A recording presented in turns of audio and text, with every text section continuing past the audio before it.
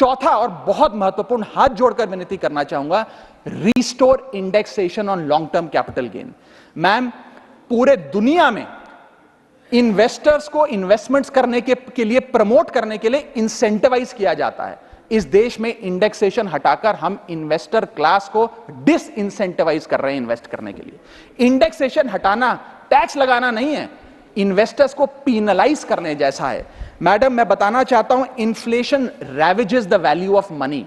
पैसे को खा जाता है इन्फ्लेशन, इसीलिए हम कॉस्ट ऑफ एक्विजिशन को इंडेक्स कर कैपिटल गेन टैक्स की कैलकुलेशन करते हैं। और जो लोग खुश हैं आज कि कैपिटल गेन टैक्स को 20% से घटाकर 12.5 कर दिया है, उनके लिए मैं एक उदाहरण लाया हूं। इस उदाहरण के माध्यम से हम समझ जाएंगे कि कैसे इंडेक्सेशन हटाना इस देश के इन्वेस्टर को एक बहुत बड़ी उसकी जेब पे डाका डालने जैसा है।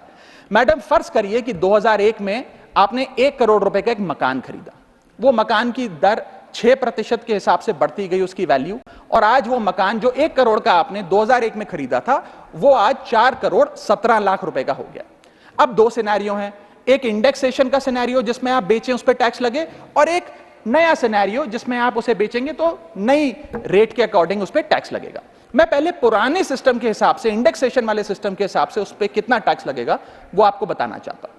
आज वो मकान जो आपने वर्ष 2001 में 1 करोड़ का खरीदा था, वो आप 4 करोड़ 17 लाख रुपए का बेचती हैं, तो आपकी सेल प्राइस 4 करोड़ 17 लाख, लेकिन आपकी purchase price, inflation adjusted indexed purchase price 1 crore नहीं, लगभग 3 करोड़ 60 लाख के आसपास आती है। यानी कि आपका sale price minus purchase price, जो प्रॉफिट ऑन सेल है, वो 54 लाख रुपए होता है। उस 54 लाख रुपए पर 20% के अकॉर्डिंग आप पे टैक्स लगता है। यानी कि इंडेक्सेशन वाले फॉर्मूले से आपको कुल टैक्स 10,80,000 रुपए देना पड़ता है। मैं राउंड ऑफ करके 11 लाख रुपए कहता हूं।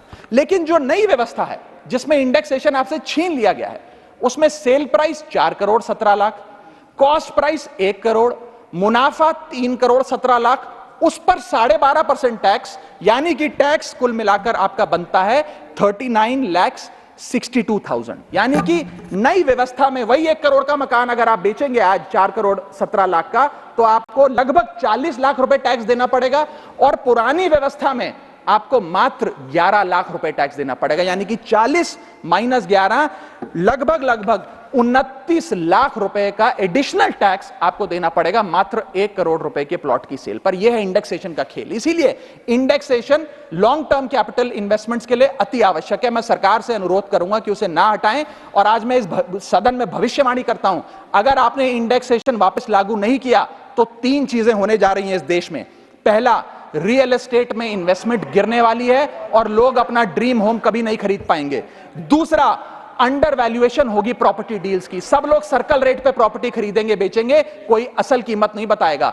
और थर्ड थिंग जो इस देश में होने जा रही है, रियल एस्टेट सेक्टर में भारी तादाद में ब्लैक मनी आने जा रहा है, अगर आपने ये इंडेक्सेशन का फैसला वापस नहीं लिया।